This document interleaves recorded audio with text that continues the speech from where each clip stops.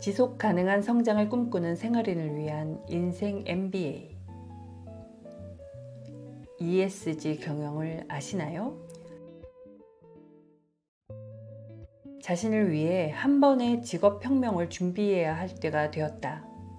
모든 사람은 자기 내부에 엄청난 매장량의 보물을 가지고 있다. 그것이 무엇인지 얼마나 되는지 아무도 알 수 없다. 분명한 것은 그것을 발견하지 못하는 사람은 가난하고 비참한 생활을 감수해야 하는 것이다. 혁명의 시작은 지금 횃불을 켜들고 자신의 모든 보물이 감추어진 깊은 동굴로 천천히 들어가는 것이다. 출발하자마자 갈림길이 하나 나올 것이다. 그 갈림길에서 작고 조용한 오솔길을 택하라. 화려한 볼거리도 많지 않을 것이다. 조금 외롭긴 하지만 작은 즐거움들로 가득할 것이다.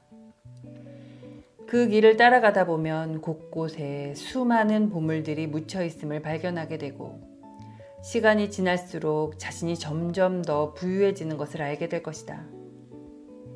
구본영의 그대 스스로를 고용하라 중에서. 그러니까 저는 명백한 의도를 가지고 여행을 시작했습니다. 엄마라는 역할이 피할 수 없는 숙명이라면 그 안에서 운명을 바꿀 필살기를 갈고 닦아내리라. 물론 그 필살기란 직업적 전문성이었죠. 엄마라는 역할을 들여다보면 볼수록 확신이 들었습니다. 이건 하나의 기업 정도가 아니라 한 나라가 온팡 들어 있었으니까요. 기획재정부, 교육부, 외교부, 행정안전부, 문화체육관광부, 농림축산식품부, 보건복지부, 환경부, 여성가족부 등등 언뜻만 살펴봐도 고개가 끄덕여지시죠? 하지만 이뿐인가요?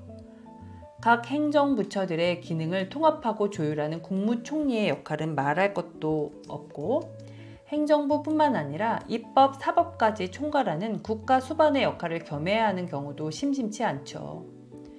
그것도 일선의 실무부터 최종 책임까지 그야말로 토탈 케어 시스템. 물론 모든 분야를 완벽하게 잘해낼 수는 없습니다. 오히려 심각한 낙제점을 만들지 않는 것이 시스템 유지를 위해 더 절실한 과제일 수 있습니다. 사람마다 기질과 재능이 다르니 어디에 힘을 싣고 뺄지를 선택하는 것도 각자에게 주어진 숙제이겠죠? 언제 어디서 누구와 함께 어떤 일을 할지를 선택하고 실행하는 힘이 없이는 수행해 갈 수 없는 직무가 분명합니다. 그러니 엄마라는 역할을 자신의 스타일로 소화해낼 수 있게 된다면 그 힘과 기술로 다른 역할도 얼마든지 그리 할 수 있게 된다는 것이 저의 가설이었습니다. 아무리 살펴보고 고쳐봐도 완벽한 가설이었죠. 이런 내적 확신이 있었기에 평생을 다니겠다고 길을 쓰고 들어간 일터를 떠날 용기를 낼 수 있었을 테고요. 하지만 바로 이 가설이 열어준 길에 들어서 참 많이 외롭고 쓸쓸했었습니다. 가장 서러웠던 것은 아이를 기르고 살림을 하는 엄마의 일이 꼭 필요한 소중한 일이라고 말들은 하면서도 결정적인 순간에는 돈이 되지 않는다는 이유로 허드렛 일 취급을 하는 것이었습니다. 화가 나고 억울했지만 도리가 없었습니다. 경제적인 무능이 존재적 무능이라는 등식을 누구보다 뿌리 깊게 고수했던 것은 다름 아닌 저 자신이었으니까요. 가족이 아닌 타인을 상대로 한 서비스를 일 삼으려면 누구보다 탁월한 무언가가 필요할 텐데 아무리 둘러봐도 제 안에서 그런 재능의 씨앗을 찾아낼 수가 없었습니다. 돈이 되는 일들을 차지하기 위한 준비를 하느라 소홀히 했던 돈 안 되는 일들이 제 삶에 만들어 놓은 구멍은 예상보다 훨씬 깊고 넓었습니다. 너무 늦지 않은 시점에 그 구멍의 존재를 자각할 수 있었다는 것은 천운이었지만 남은 삶을 다 쓴다 해도 그 구멍을 메울 수 있을지조차 장담할 수 없었습니다. 그런 제가 언감생심, 남을 도울 엄두를 낼 수 있었을 리가요. 어쩌면 다시는 의미 있는 돈을 벌 수 없을지도 모른다는 공포가 저를 짓눌러댔습니다. 그럼에도 불구하고 이 작고 조용한 길을 떠날 수가 없었던 이유는 단 하나였습니다. 비록 재무적인 가치를 인정받지 못한다고 할지라도 정성을 들인 만큼 나 자신과 가족들을 살아있게 해준다는 것을 분명히 느끼고 있었으니까요. 돈만으로는 도저히 살 수 없는 그 어떤 기쁨을 누리고 있다는 것을 부정할 수가 없게 되었던 거죠. 세계적인 미래학자 엘빈 토플러 선생님께서 저서 부의 미래에서 숨겨진 절반의 부라고 말씀하신 보이지 않는 부가 바로 이런 내적 충만감을 말하는 것이었구나 싶었습니다. 이번 생에 더 이상 내게 올 돈, 그러니까 보이는 부는 없는 모양이다. 그렇다면 괜한 욕심내느라 기웃거리지 말고 운 좋게 맛보게 된 보이지 않는 부, 살아있음의 기쁨이라도 흠뻑 누리다 가자. 그렇게 마음을 정리하고 나니 세상이 한결 살만해지더라고요. 그런데요, 세상에나 마음을 비우고 나자 오히려 바로 그 선택을 할 수 있게 된 과정에서 얻은 다양한 배움들을 타인과 나눌 수 있는 기회가 조금씩 열려오기 시작했습니다. 시키는 일만 하는 공무원에서 하고 싶은 일을 만들어하는 사장님으로의 직업적 전환을 이뤄낸 거죠. 하고 싶은 일을 하며 살 수 있는 것만으로도 감사하고 감사한데 그 일로 돈까지 벌 수 있게 되다니. 지금도 문득 꿈만 같아 정말로 제 볼을 꼬집어 볼 정도입니다. 얼마나 대단히 많은 돈을 벌길래 이 호들갑이냐고요? 모자라지도 넘치지도 않게 지금 여기에 제가 저로서 존재하는데 딱 필요한 만큼이요. 혹시 ESG 경영이라는 표현을 들어보셨나요? ESG 경영의 ESG는 환경, environment, 사회, social, 지배구조, governance의 약어로 최근 전 세계적으로 뜨거운 화두로 떠오르면서 기업 경영의 핵심 키워드로 자리 잡고 있는 개념입니다.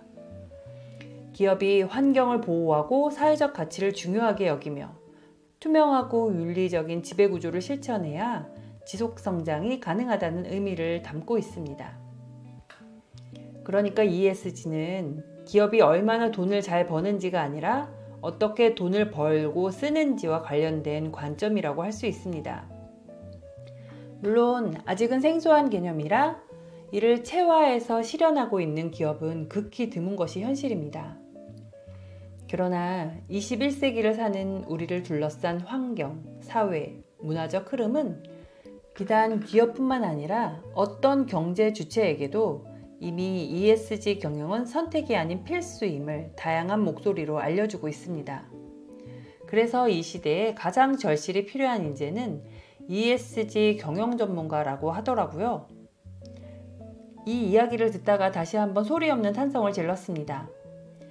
영문도 모른 채 걸어온 작고 조용하고 때때로 외롭던 오솔길이 ESG 경영을 삶 속에서 체화해가는 ESG 경영 전문가 수련 과정이라는 것을 깨닫게 되었거든요. 그리고 조용히 웃었습니다. 이러다 나 엄청 바빠지는 거 아니야? 너무 앞서가는 거 아니냐고요? 그럴지도 모릅니다.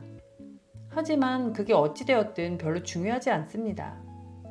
최소한 저라는 경제 주체는 이미 아주 안정적인 ESG 경영 시스템을 구축하는 데 성공한 것만은 분명하니까요.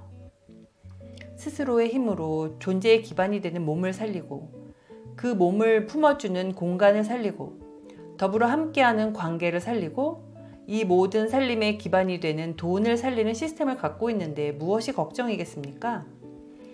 이 살림의 시스템을 절실히 필요한 사람들과 나누는 기쁨 정도야 특별한 행운 없이도 충분히 누리며 살 수 있지 않을까요? 이제야 저는 분명히 말할 수 있습니다. 자신을 위해 한 번의 살림혁명을 준비할 때가 되었다.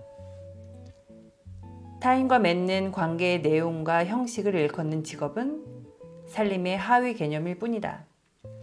산림혁명에 성공하면 직업혁명은 자연스럽게 따라오게 되어 있다. 그러므로 자신의 일상을 살리는 살림은 삶의 혁명을 꿈꾸는 이라면 반드시 통과해야 할 의례와 같은 길이다. 작고 평범해 보잘것없어 보이지만 일단 그 길에 들어서면 알아차리기만 하면 누릴 수 있는 그 작은 기쁨들에 깜짝 놀라게 될 것이다. 그리고 성공한 삶이란 그 작은 기쁨들과 만나는 시간과 공간의 다름이 아님을 온몸으로 깨닫게 될 것이다.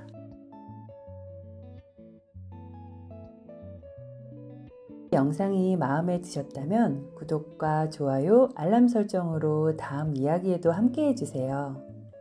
영상을 친구와 나누며 일상 속 살림친구로 함께 보시는 것도 강추합니다. 들을수록 나눌수록 지금 여기가 살아나는 기적을 스스로에게 선물해 보세요.